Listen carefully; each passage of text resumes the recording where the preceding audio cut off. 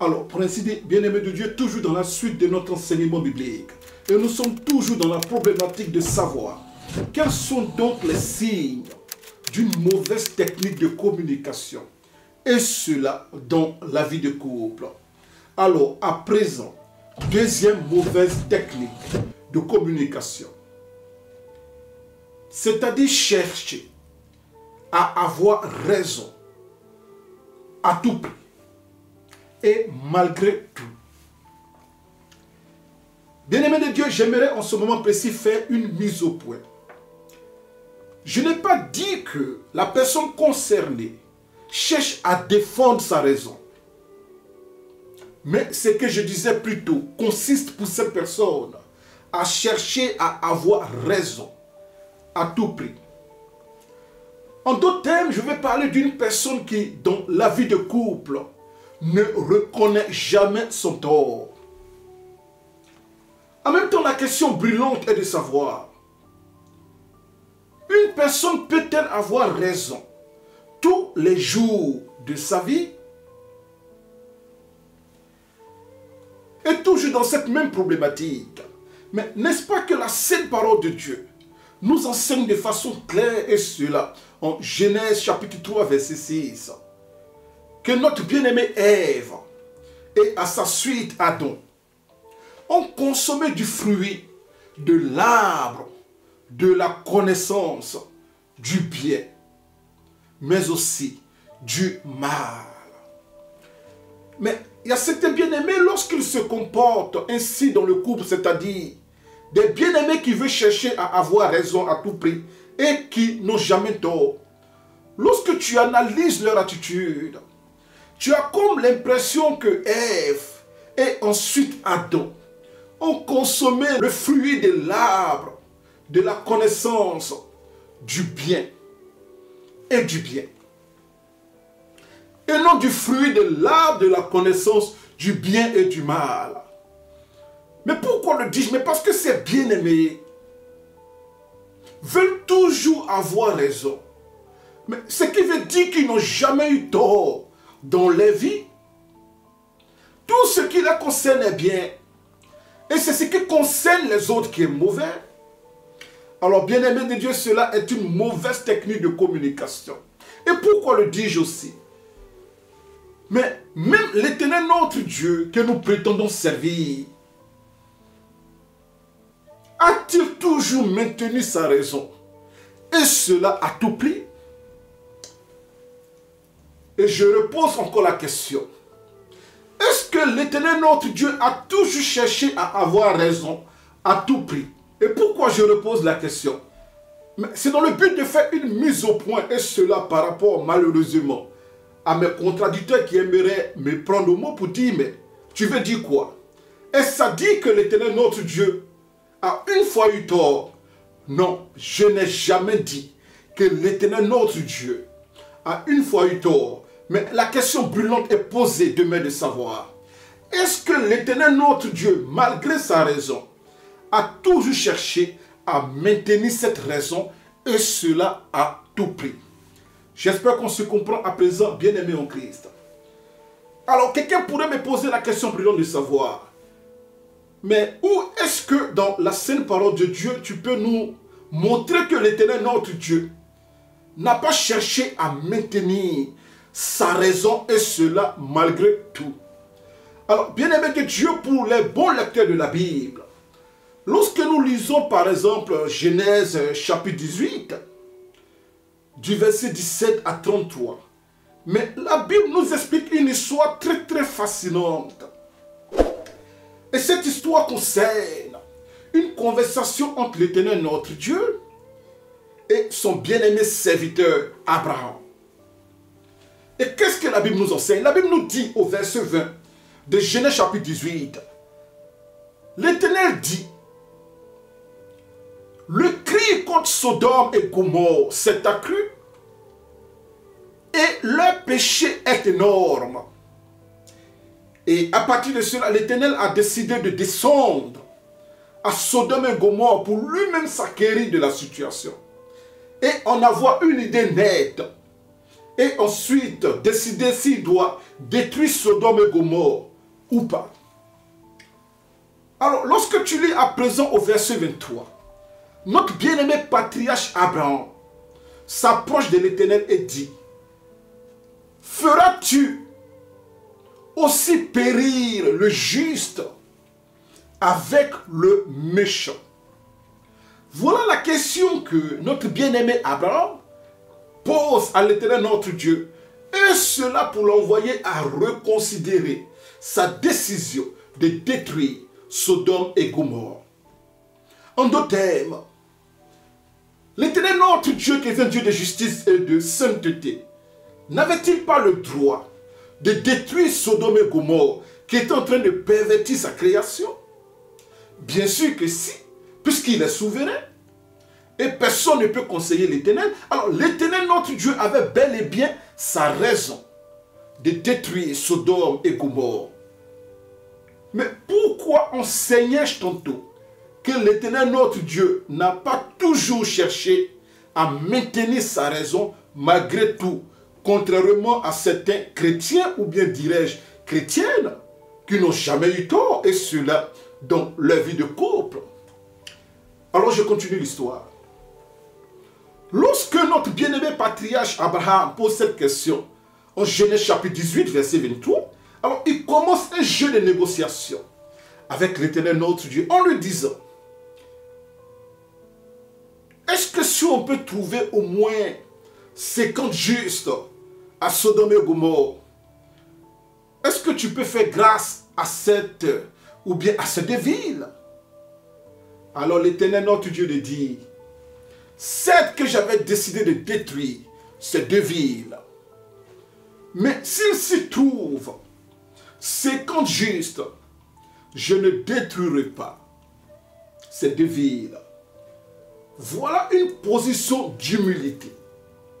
Je te parle de l'Éternel notre Dieu qui écoute les suggestions d'un homme comme Abraham qui, pardonnez-moi le langage, n'est que poussière et qui est en face du Dieu redoutable. Mais Dieu, à cause de la suggestion du patriarche Abraham qui, en Genèse chapitre 18, verset 23, a dit que mais est-ce que l'Éternel notre Dieu, le Dieu de justice, ferait-il périr le juste et le méchant en même temps? Et après avoir négocié pour les 50, Abraham maintenant se pose la question de savoir, mais est-ce qu'on peut trouver 50 justes dans ces deux villes? Alors tu peux imaginer comment l'abomination était à son comble. On parle de deux villes. Mais Abraham réfléchit. Si on peut même y trouver 50 justes. Alors Abraham diminue et dit, mais si on peut y trouver 45 justes, est-ce que tu vas toujours détruire ces deux villes? Alors l'Éternel Dieu dit, si j'y trouve 45 justes, je ne détruirai pas les deux villes de Sodome et Gomorrhe. Alors Abraham qui dit, mais on peut continuer la négociation. Abraham qui va à présent à 40. Ensuite à 30. Et la réponse de l'Éternel demeure la même. C'est-à-dire, si on trouve 40 ou bien 30 justes, je ne détruirai pas les deux villes de Sodome et Gomorrhe. Alors Abraham qui pousse le bouchon tout loin, et toujours avec révérence, en parlant à l'Éternel avec politesse, il dit, et si on y trouve 20? L'Éternel Dieu dit, si on trouve 20 juste à Sodome et Gomorrhe, je ne détruirai pas les deux villes.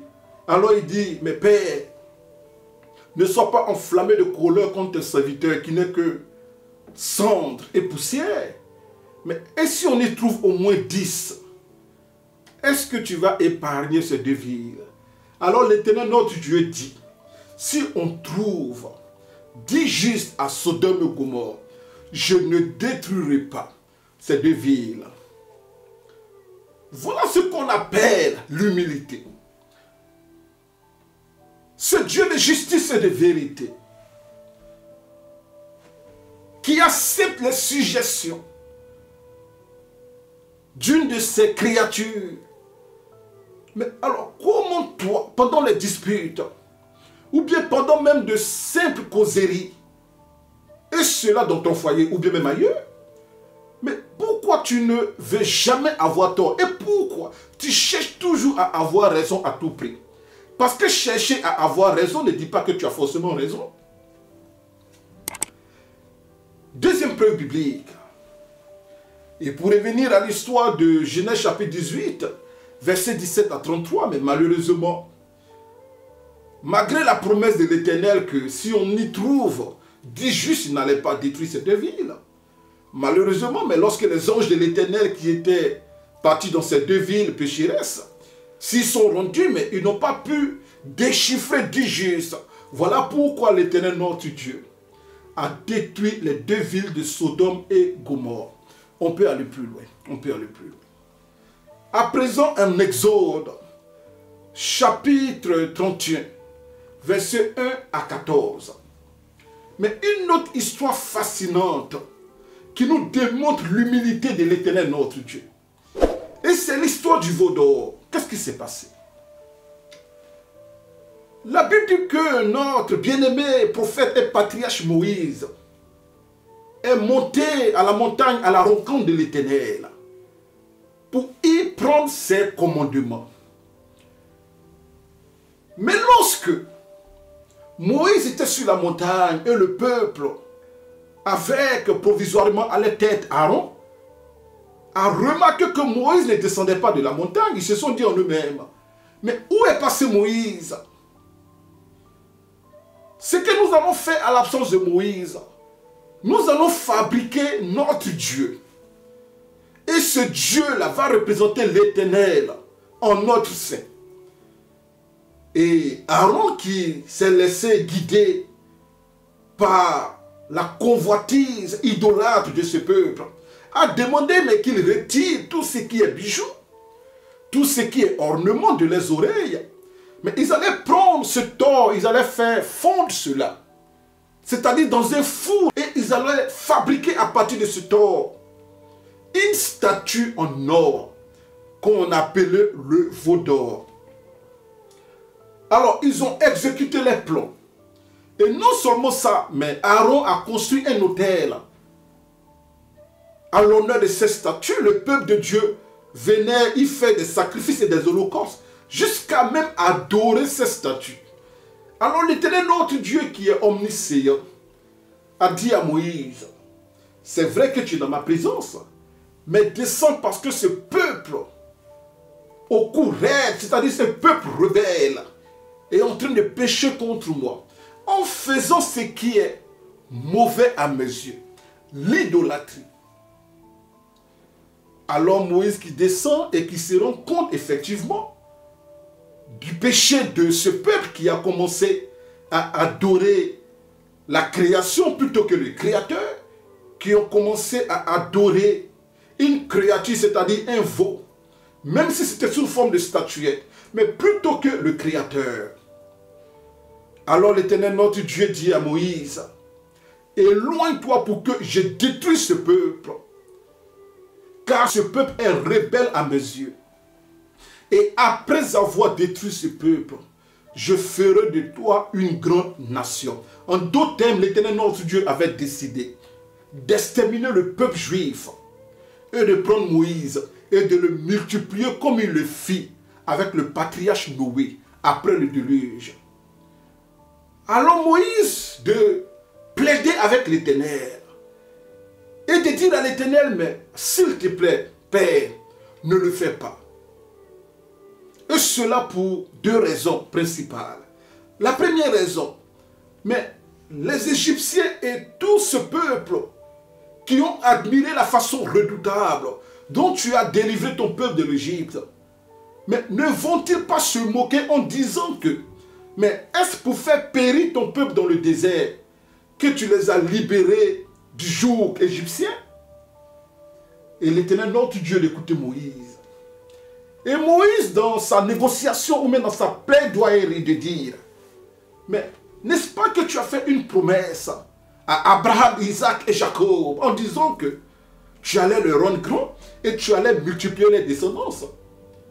Une manière paraphrasée de dire, fais à cause d'Abraham, fais à cause d'Isaac, fais à cause de Jacob et pardonne à ce peuple.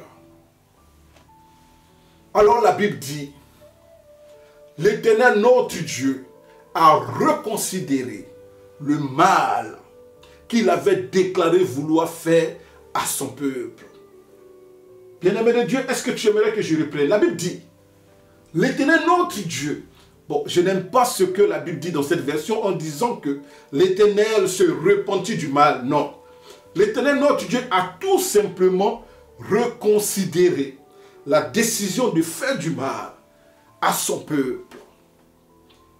Alors, bien-aimé de Dieu, voici l'Éternel notre Dieu encore une fois, qui fait une déclaration à Moïse en disant que ce peuple a un coup raide et je vais le détruire.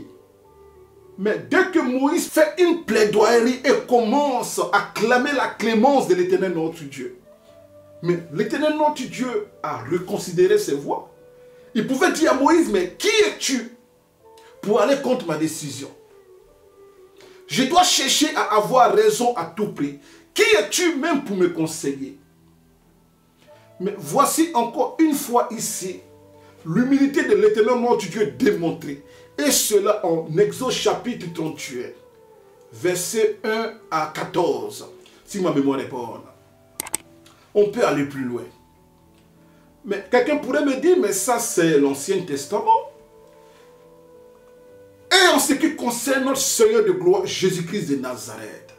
Mais en ce qui concerne ce sauveur merveilleux, mais la Bible nous explique encore une autre histoire qui démontre l'humilité de notre Dieu, vu que notre Seigneur Jésus-Christ lui-même est Dieu.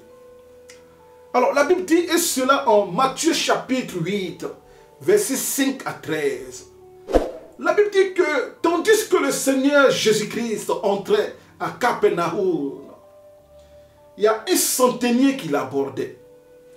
C'est-à-dire qu'il lui adressait la parole en disant, « Je te prie, Seigneur, il y a mon serviteur qui est couché à la maison et qui est atteint d'une paralysie et qui en souffre beaucoup. » Alors, au verset 7, la Bible dit que le Seigneur Jésus-Christ lui dit, «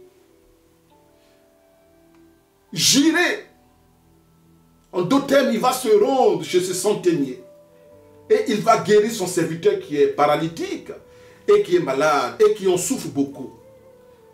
Alors, le centenier de dire, « Maître ou bien Seigneur, mais tu n'es pas obligé de te rendre chez moi, car ma maison n'est même pas digne de te recevoir. » Alléluia.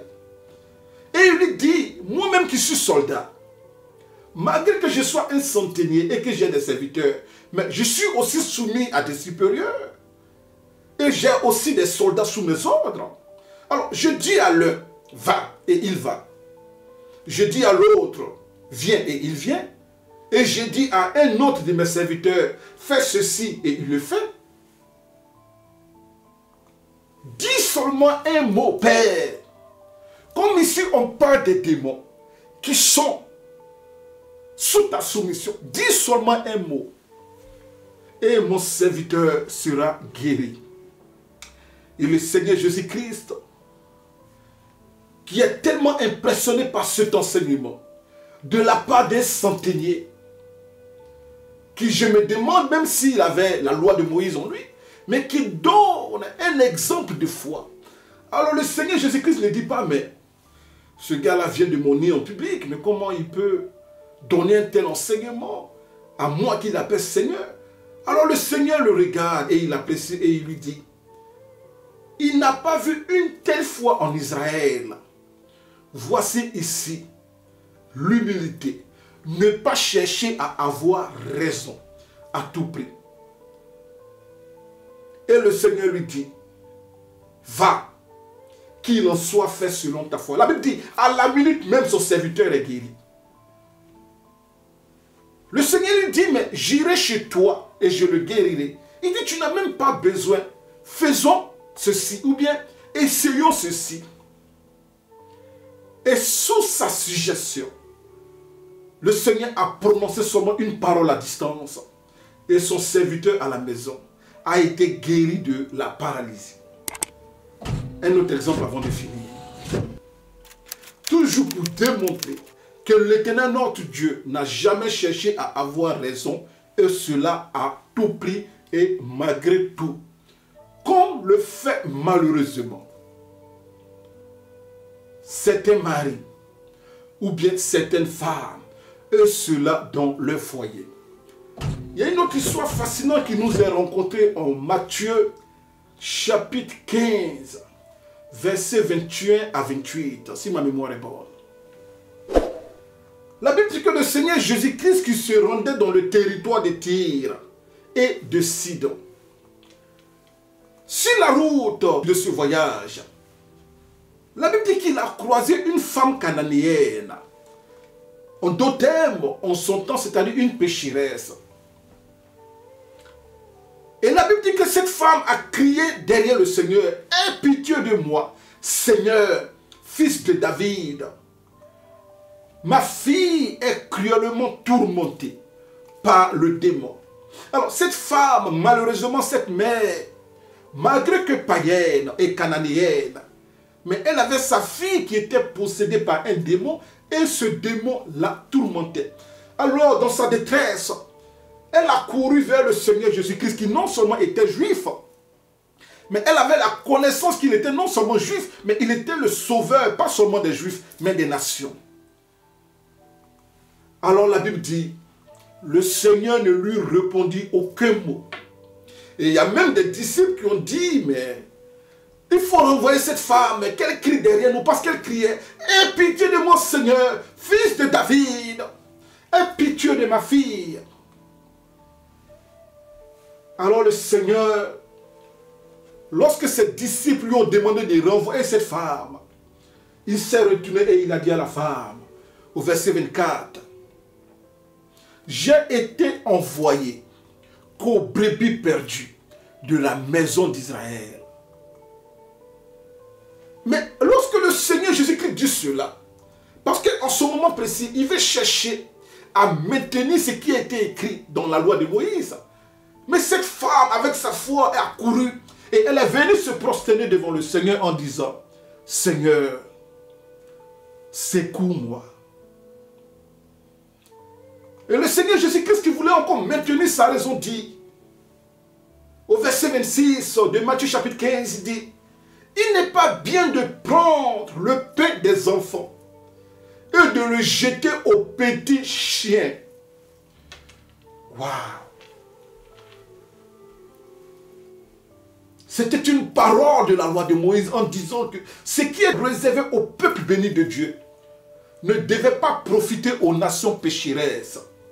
Alors il dit à cette femme, au verset 26 de Matthieu chapitre 15, « Il n'est pas bien de prendre le pain des enfants, c'est-à-dire du peuple juif, et de le jeter aux petits chiens, c'est-à-dire tout ce qui est cananéen, tout ce qui est dans le temps ivoirien, camerounais, en tout cas, tout peuple qui n'était pas juif en ce moment précis, avant l'œuvre de la croix. » Alors la femme de donner cet enseignement solennel au Seigneur Jésus-Christ pour démontrer sa foi. Et cela au verset 27. Pour ceux qui disent que la femme ne peut pas enseigner.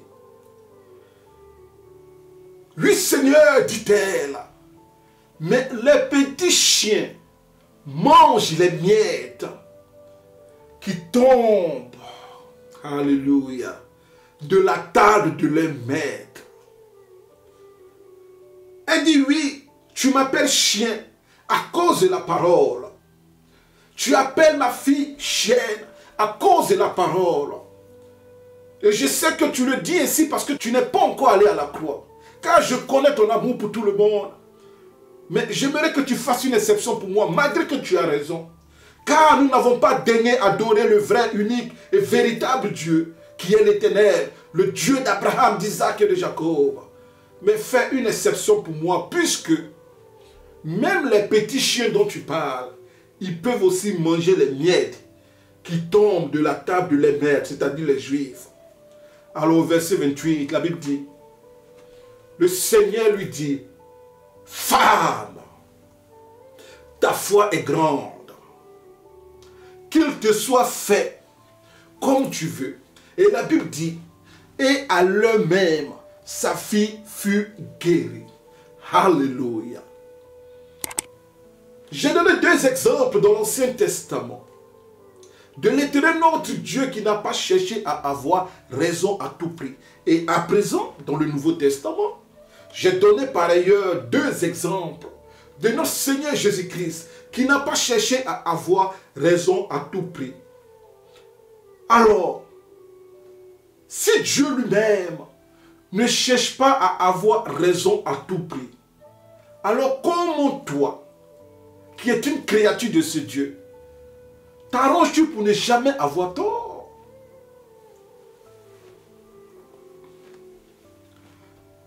Ne jamais avoir tort ne fait pas de toi, mon frère ou ma soeur, une personne super juste.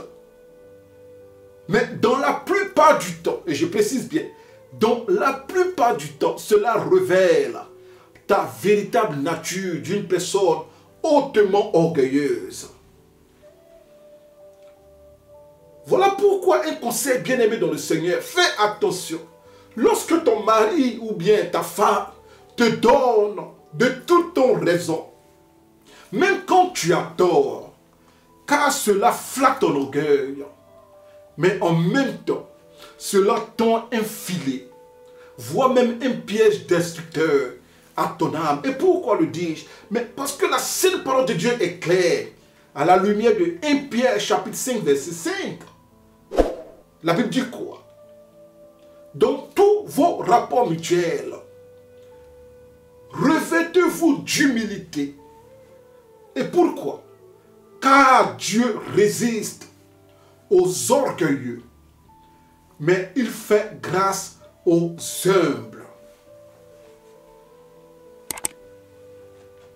Ma soeur, sache-le. Un mari qui te donne raison, même quand tu as tort, tout simplement parce que tu serais allergique aux reproches, souvent lui-même se donne tort de t'avoir épousé. Je reprends. Mon frère, une femme qui te donne raison de tout temps, même quand tu as tort. Mais c'est une manière pour elle de se donner tort, d'être devenue ta femme. Car pour tous ceux qui sont ivoiriens, ou bien même pour certains peuples qui connaissent cette expression, il y a une expression qui va comme suit. Lorsqu'une personne te dit « tu as raison », cela peut pouvoir dire que tu as véritablement raison et que la personne qui le dit reconnaît que tu n'as pas tort. Mais il y a une autre expression qui va comme suit. C'est toi qui as raison. Lorsqu'un Ivoirien, lors d'une dispute, te dit c'est toi qui as raison, une manière de dire que c'est moi qui me suis diminué pour me mettre à ton niveau. Voilà pourquoi tu me traites ainsi. Donc ce n'est pas toutefois qu'on te dit que tu as raison, mais il y a des moments où on te dit que tu as raison parce que la personne en face regrette le tort de t'avoir croisé dans sa vie. On peut aller plus loin. Chercher à toujours avoir raison dans ta vie t'empêche à chercher un jour à te repentir. Or, sans une repentance sincère, personne ne verra l'Éternel. Alors, bien-aimé de Dieu, la question brûlante est de savoir. 8-7, chercher à avoir raison à tout prix et malgré tout, est une mauvaise technique de communication. Mais quels sont les signes